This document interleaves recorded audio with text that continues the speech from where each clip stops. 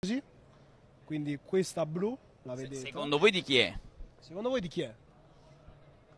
Vediamo se siete preparati, Marco.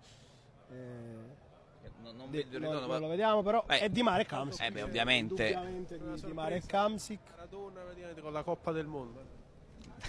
Hello? Hello. Marco. Forza Napoli, can you say? Sorry. Forza Napoli. Forza Napoli. Grazie. Thank you. Have a good Ciao Diego. Ciao Diego. Dicevamo le maglie, scusate ragazzi.